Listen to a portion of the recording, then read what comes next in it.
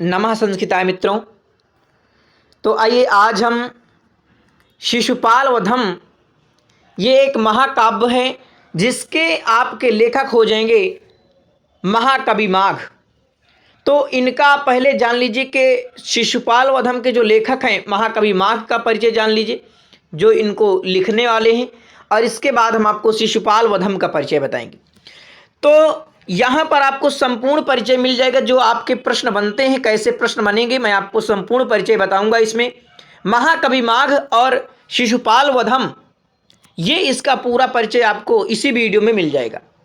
तो जो शिशुपाल वधम है यह बृहत्त्रयी के अंतर्गत आने वाला ग्रंथ है, महाकाव्य है। जानते हैं प्रश्न बनते हैं कि बृहत्त्रयी के अंतर्गत 3 से कौन कौन से वो ग्रंथ हैं।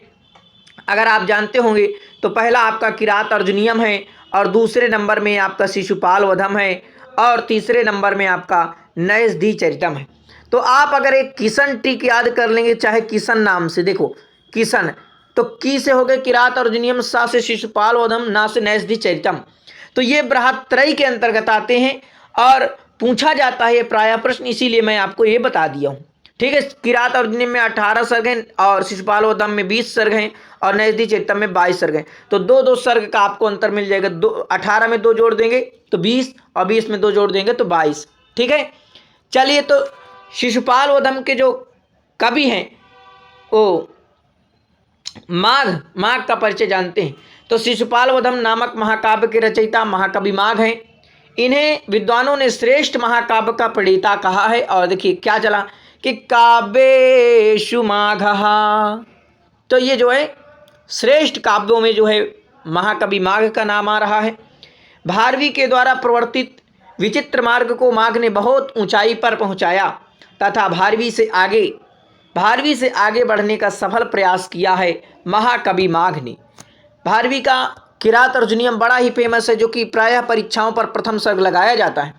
महाकवि माघ, जो ये प्रश्न आपसे पूछेगा कि इनके पितामह का क्या नाम है, तो लिख लीजिए महाकवि माघ के पितामह का नाम है सुप्रभदेव। क्या है? सुप्रभदेव इनके पितामह हैं। ठीक है, जो राजा वर्मलात या श्रीवर्मल के सर्वाधिकारी अथवा दीवान, यानी जो है क्या थे, जिसे सर्वाधिकारी कहते हैं, यानी कि दीवान थे। कौन? इनके जो है पितामह, किसके? महाकवि माघ के। ठीक है, और वे पुण्यात्मा अनासक्त तथा सात्विक वृत्ति के पुरुष थे। यानी इनके पिताजी जो थे वो क्या थे? वो दीवान थे। कहाँ थे? तो भाई उन्होंने बताया कि श्री वर्मल के यहाँ पर जो है वो दीवान का काम किया करते थे। तो इनके पितामह का नाम ध्यान रखना, पूछा जाएगा सुप्रभदेव किनके पितामह हैं, तो महाकवि माघ के हो जाएंगे। ठीक है, देखिए ये आपको याद कर लेना है, ये पंक्ति आपको याद हो जाएगी कि सर्वाधिकारी सुकृताधिकारी श्रीवर्मलाख्यस्य बभूव राज्ञा असक्त दृष्टिर्विरजा सदैव देवो अपरा सुप्रभदेव नामा। तो ये जो है सुप्रभदेव नाम की इनके पितामह हो गए। और देखिए ये जो है सर्वाधिकारी थे, यानी जिसे कहते दीवान के रूप पर ये काम करते थे। और वो राजा कौन सा? तो राजा भी आपका आ गए श्री वर्मल। तो इसके यहाँ पर बभू राज्ञ, ऐसे जो राजा थे उनके यहाँ पर जो दीवान का काम किया करते थे, इनके बाबा का नाम है, वो पितामह का नाम है सुप्रभदेव। ठीक है, और इनके परिचय में देखिए सुप्रभदेव के पुत्र का नाम है दत्तक। दत्तक था जो अत्यंत उदार एवं क्षमाशील, कोमल स्वभाव के एवं धर्मपरायण थे। तो जो महाकवि माघ हैं, माघ के पितामह का नाम बताया सुप्रभदेव, और सुप्रभदेव के लड़के का नाम बताया दत्तक। तो दत्तक के ही ये लड़के थे। ठीक है, जो अत्यंत उदार थे, यानी कि महाकवि माघ के जो पिता थे वो अत्यंत उदार, क्षमाशील, कोमल।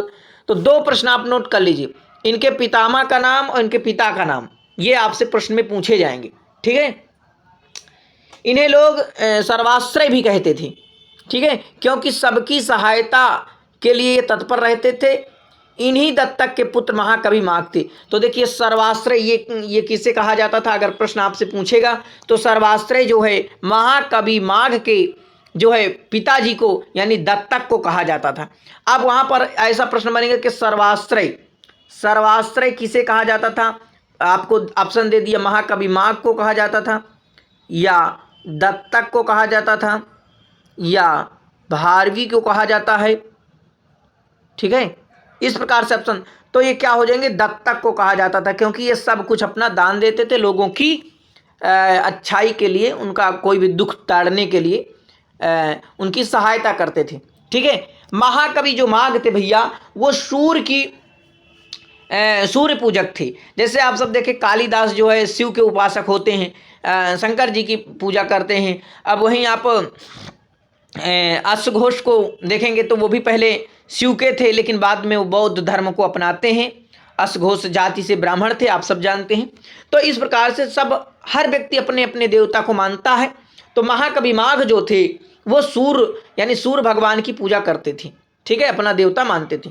माघ की मृत्यु किस प्रकार से हुई? तो माघ की मृत्यु, महाकवि जो माघ हैं, इनकी एक रोग हुआ था इन्हें, पाद शोथ रोग। ये प्राय परीक्षा पर पूछा जाता है कि माघ की मृत्यु किस रोग के कारण हुई? तो पाद शोथ रोग के कारण से इनकी मृत्यु हुई। इनके पिता का नाम दत्तक बताया जाता है। ठीक है, और इनके जो पितामह हैं वो सुप्रभदेव, यानी कह लीजिए बाबा, इनके जो बाबा हैं, इनके बाबा कौन हो जाएंगे? तो सुप्रभदेव हो जाएंगे, सुप्रभदेव हो जाएंगे। और इन्हीं का लड़का हुआ था दत्तक, जिसे सर्वाश्रय भी कहा जाता है, आप सब जानते हैं। ये प्रश्न आपसे पूछे जाएंगे, इन्हें आपको नोट कर लेना चाहिए। आइए अब देखिए निवास स्थान के बारे में। तो जो महाकवि माघ है, इनका किस रोग के कारण से मृत्यु हुई? तो जो आपका है पाद शोथ रोग के कारण से इनकी मृत्यु हुई है। निवास स्थान देखिए, ये कहाँ के रहने वाले थे? ठीक है, महाकवि माघ का निवास स्थान श्रीमाल, क्या बताया जा रहा है? श्रीमाल या भिन्नमाल नामक नगर में था। यह नगर अभी माउंट आबू से 40 मील दूर यानी जोधपुर प्रमंडल राजस्थान में अवस्थित है। यह नगर उस समय गुर्जर राज की राजधानी के रूप में प्रसिद्ध था। ये जो नगर है भिन्नमाल, जिसे कहते हैं श्रीमाल, ये जो है गुर्जर राज की राजधानी के रूप में पहले प्रसिद्ध था। श्रीमाल या भिन्नमाल में संस्कृत विद्या का महान केंद्र था। यानी यहाँ पर जो है जो भिन्नमाल था, यहाँ संस्कृत विद्या, जो संस्कृत की विद्या है, इसका जो है महान केंद्र था। अनेक विद्याएं यहाँ पढ़ाई जाती थी, यहाँ बहुत सी विद्याएं जो है पढ़ाई जाती थी। वर्मलात नामक राजा इसी नगर में रहते थे। देखिए, अब ये जो वर्मलात नामक राजा है, जहाँ सुप्रभदेव दीवान का काम किया करते थे, तो यहीं का वो राजा था वर्मलात। माघ के पितामह उनके प्रधानमंत्री थे। कौन थे? प्रधानमंत्री थे। माघ का परिवार बहुत धनाढ़ था। जगत स्वामी सूर्य के मंदिर के ये लोग उपासक थे। जैसा कि आप सब जानते हैं कि जो महाकवि माघ हैं वो सूर्य के उपासक थे। और जो इनके पिता दत्तक थे वो भाई बड़े ही दानी थे, लोगों की भलाई के लिए, दुख दर्द के लिए जो है दान किया करते थे। इसीलिए उनका नाम सर्वाश्रय, तो इसीलिए इनको कहा गया था। ठीक है, सर्वाश्रय इसीलिए कहा गया, तो ये आप ध्यान रखना। आगे देखेंगे, माघ अनेक शास्त्रों के जो है विद्वान थे। यूँ कह लें कि उन्हें बहुत से शास्त्र जो है महाकवि माघ को ज्ञान थे। राजाश्रित होने के कारण अनेक शास्त्रों के अध्ययन की सुविधा इन्हें प्राप्त थी। ठीक है, तो इस जान सकते हैं। अब महाकवि माघ का समय जान लीजिए। महाकवि माघ के प्रापितामह सुप्रभदेव, महाकवि माघ के पिताजी दत्तक हो गए, जिन्हें सर्वाश्रय कहा गया, सब कुछ दान देते हैं। और वर्मलात राजा के यहाँ पर इनके जो बाबा थे दीवान थे। इन्हें इतना जो परिचय मैं आपको बताया हूँ। सूर्य के उपासक कौन थे? तो महाकवि माघ। और पाद शोथ रोग से इनकी जो है मृत्यु हुई थी। ठीक है, ये आपके दिमाग में इतना हो जाना चाहिए, परीक्षा में ये प्रश्न बनेंगे। अब इनका जानना है समय। तो देखिए, इनका समय 675 के अनंतर माना जाता है। अधिकतर विद्वान 700 ईसा के आसपास ही माघ को स्वीकार करने के पक्षधर हैं। यानी कुछ विद्वान जो हैं अधिकतर जिन्हें कह लें तो 700 जो है 700 जो है इनका समय मानते हैं। ठीक है, तो ये आपका इतना, आप जो महाकवि माघ हैं, महाकवि माघ का इतना परिचय आप नोट्स बनाइए कि जो मैं आपको बताया हूँ किस रोग के कारण से इनकी मृत्यु हुई, तो पाद शोध रोग से। सूर्य के उपासक से, पिता का नाम दत्तक था जिन्हें सर्वाश्रय कहा जाता था। ये परीक्षा में प्रश्न बनेंगे। और इनके बाबा या पितामह कह लीजिए जो सुप्रभदेव थे, कहाँ के राजा के यहाँ पर प्रधानमंत्री थे, तो वर्मलात राजा के यहाँ पर वो जो है प्रधानमंत्री थे। ठीक है, जो कि कौन सी जगह है, राजस्थान में भिन्नमाल या श्रीमाल, वहाँ पर जो है ये कार्यरत थे।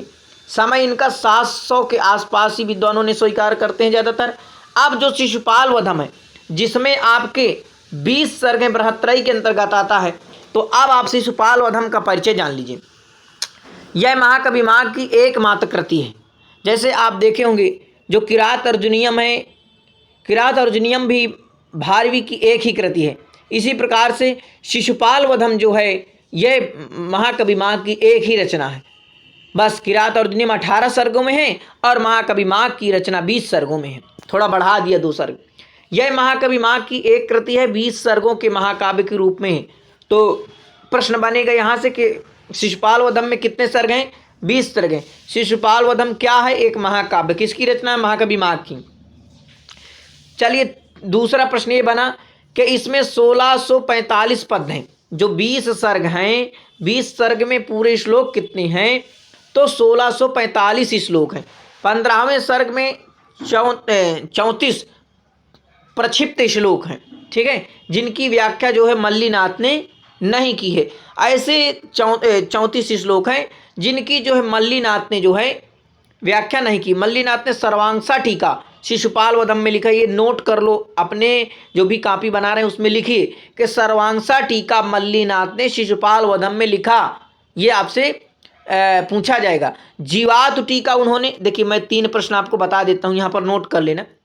चलिए, ये एक आपका जो मैंने किसान बताया था किरात अर्जुनियम हो गया, और शिशुपाल वधम ये यहीं पर लिख लेना। ठीक है, शिशुपाल वधम हो गया और नैषधि चरितम हो गया। ठीक है, तो इन पर मल्लीनाथ ने टीकाएं लिखी है। तो किरात अर्जुनियम में इन्होंने घंटा लिखा है, घंटा पथ। ठीक है, घंटा पथ टीका यहाँ पर लिखी है। और या शिशुपाल वधम में इन्होंने लिखा सर्वांशा। ठीक है, सर्वांशा टीका ये लिखा, सर्वांशा हो गया, सर्वांशा टीका हो गया। और नैषधि चरितम में इन्होंने जीवातु टीका लिखा, ये पूछा जाएगा। नैषधि चरितम में जीवातु टीका लिखा। और ये तीनों बृहत्रयी के अंतर्गत आते हैं। बृहत्रयी का पहला ग्रंथ कौन सा? किरात अर्जुनियम। अंतिम कौन सा? नैषधि चरितम। तो इतना आपको बहुत अच्छी प्रकार से याद रहना चाहिए। ठीक है, आगे देखेंगे तो मल्लीनाथ ने जो है 34 श्लोकी की व्याख्या नहीं की। 5 पद कविवंश वर्णन के हैं, यानी कि कवि का परिचय है, उन्हें मिलाकर माघ की रचना 1650 पद्यों की हो जाएगी। तो 645 कुल पद तो शिशुपाल वधम में 645 हैं, लेकिन 5 पद यानी 5 श्लोक और जिन पर कविवंश का वर्णन है, कवि का परिचय है, तो वे जो है पूरे आपके 1650 पद हो जाएंगे। कितने? 1650। अब आपके जो 20 सर्ग हैं उसमें थोड़ा सा परिचय जान लेना है कि जो प्रथम सर्ग है उसमें क्या बताया गया, दूसरे सर्ग में क्या बताया गया, क्योंकि यहाँ से भी प्रश्न पूछेगा कि कहाँ की घटना है, तो आप जान जाएंगे। पहले सर्ग में आप देखेंगे कि देवर्षि नारद का द्वारका में आगमन होता है, द्वारका में जो है आगमन हो जाता है, और श्री कृष्ण द्वारा, भगवान कृष्ण के द्वारा उनका सत्कार, और नारद द्वारा शिशुपाल के पूर्व जन्मों तथा उसके अत्याचारों का वर्णन होता है। शिशुपाल को मारने के लिए प्रेरित करना, यानी जो नारद होते हैं वो भगवान को कहते हैं कि भाई इसे मार दिया जाए। अब फिर आपका जो दूसरा सर्ग है, दूसरे सर्ग में आप देखेंगे कि श्री कृष्ण ने बलराम और उद्धव की मंत्रणा, और बलराम का शिशुपाल पर आक्रमण, यानी जो बलराम होता है वो शिशुपाल पर आक्रमण कर देता है, किंतु उद्धव का नीतिपूर्ण प्रस्ताव ही इस विषय में शीघ्रता न करके युधिष्ठिर के राजसूय यज्ञ में सेना सहित भाग लेते हैं। ठीक है, और तीसरे सर्ग में ये है कि द्वारका से श्री कृष्ण का इंद्रप्रस्थ के लिए प्रस्थान होता है, और नगरी, सेना और समुद्र का यहाँ तीसरे सर्ग में आपको वर्णन मिलेगा। चौथे सर्ग में रैवतक, ये प्रश्न नोट कर लीजिए, रैवतक पर्वत का वर्णन किस सर्ग में है? तो चौथे सर्ग में। 5वें सर्ग में रैवतक पर्वत पर सैन्य शिविर की स्थापना 5वें सर्ग में होती है, और जो चौथा सर्ग है उसमें रयोतक पर्वत का वर्णन होता है। पहले में आप देखें कि कृष्ण और नारद का ये संवाद जो हुआ, ठीक है, ये ध्यान रखना जो महत्वपूर्ण, ज़्यादा कुछ नहीं चीज़ें। पांचवें में रयोतक पर्वत शिविर स्थापना हुई। जब शिविर हो गई तो 6 ऋतुओं का द्रुत विलंबित छंद में यमक निवेश करते हुए वर्णन किया गया है। 7वें में वन विहार वर्णन है। 8वें में जल क्रीड़ा रात्रि विहार का वर्णन है। और 9वें सर्ग में संध्या चंद्रोदय तथा श्रृंगार विधान का वर्णन किया गया है। 10वें सर्ग में देखिए पूछेगा, सर्ग आपसे पूछेगा कि किस सर्ग में कौन सी घटना की गई है, ठीक है, तो ये आपसे पूछ लिया जा सकता है, इसलिए ध्यान रखना।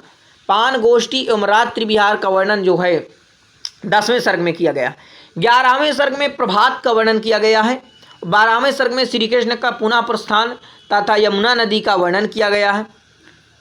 और सर्ग 13वें में श्री कृष्ण और पांडवों का मिलना, नगर प्रवेश तथा दर्शन, नारियों की चेष्टाओं का अश्वघोष तथा कालिदास की प्रतिस्पर्धा करते हुए ये वर्णन आपको मिलेगा, ठीक है। 14वें सर्ग में युधिष्ठिर द्वारा राजसू यज्ञ का प्रस्ताव, श्री कृष्ण की पूजा तथा भीष्म द्वारा उनकी स्तुति बताई गई है। 15वें सर्ग में शिशुपाल का लोभ और उनके पक्ष के राजाओं का युद्ध के लिए सन्नत होना, ये चीज़ आपको बताई गई है। बस 20 सर्ग है। 16वें में शिशुपाल के दूत का श्री कृष्ण के समक्ष उभयार्थक शब्दों का प्रयोग और सात्विकी का उत्तर दूत का पुनः शिशुपाल के पराक्रम का वर्णन करना। और 17वें सर्ग पर जो है श्री कृष्ण के पक्ष के राजाओं का कोप, सेना की प्रस्तुति और प्रस्थान जो है 17वें सर्ग में। 18वें सर्ग में सेनाओं के घोर युद्ध का वर्णन है। और 19वें सर्ग में चित्रालंकार से पूर्ण पद्यों द्वारा व्यूह रचना एवं विचित्र युद्ध का वर्णन किया गया। 20वां जो सर्ग है आपका, 20वां सर्ग में श्री कृष्ण और शिशुपाल का, तो अंतिम वाला तो आपके दिमाग पे होना चाहिए, श्री कृष्ण और शिशुपाल का शस्त्र युद्ध है, दिव्यास्त्र युद्ध है तथा वाग युद्ध। शिशुपाल के शब्दों से कुपित कृष्ण द्वारा सुदर्शन चक्र से शिशुपाल का शिरश्छेदन और शिशुपाल के तेज का विजयी कृष्ण में प्रवेश होना। तो जो 20वां सर्ग है उसी में जो है श्री कृष्ण ने जो है शिशुपाल का अपने सुदर्शन चक्र से जो है खंडन किया, सिर को अलग किया। और यहाँ पर जो युद्ध है देखिए, शस्त्र युद्ध है, दिव्यास्त्र युद्ध है, वाग युद्ध यानी वाणी से भी हुआ, ठीक है। तो इस प्रकार से 3 युद्ध हुए, शस्त्र युद्ध, दिव्यास्त्र और वाग युद्ध जो है किए गए हैं, ठीक है। इतना और नोट कर लीजिए, थोड़ा बचा हुआ है कि यह कथानक महाभारत के जो शिशुपाल वधम है, ये महाभारत के सभा पर अध्याय 35 से 43, इतना नोट कर लीजिए, सभा पर के अध्याय 35 से 43 से लिया गया है, जिसमें युधिष्ठिर के यज्ञ में शिशुपाल के मारे जाने की कथा है। श्रीमद् भागवत पुराण के 10वें स्कंद अध्याय 71 से 75 में भी शिशुपाल की कथा प्रायः वैसी ही है जैसी,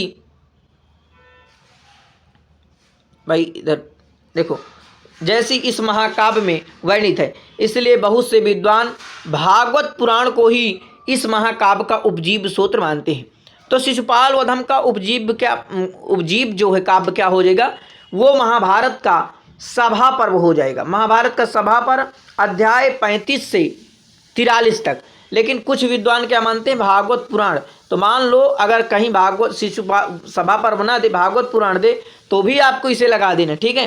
तो ये आपका संपूर्ण परिचय रहा और इसमें ज़्यादा कुछ नहीं है, बस आप इतना नोट्स बना लीजिए। जो मैं परिचय आपको महाकवि माघ का बताया कि इनके प्रापितामह यानी बाबा कौन हैं, तो पितामह जी ने कहते हैं तो सुप्रभदेव हैं और इनके पिता का नाम दत्तक था। इनकी मृत्यु कैसे हुई, तो पाद शोथ रोग के कारण हुई। और आप जानते हैं कि जो ये सूर्य की पूजा करते थे, इनका समय 700 माना जाता है, 700 ईसा पूर्व। तो इतना आपको नोट्स में बना लेना है ताकि आपकी ये चीज़ें दिमाग में रही आएँ। तो बहुत बहुत धन्यवाद आप सभी का। नवा संस्कृत आए, संस्कृत का प्रचार प्रसार करिए और संस्कृत को आगे फैलाइए।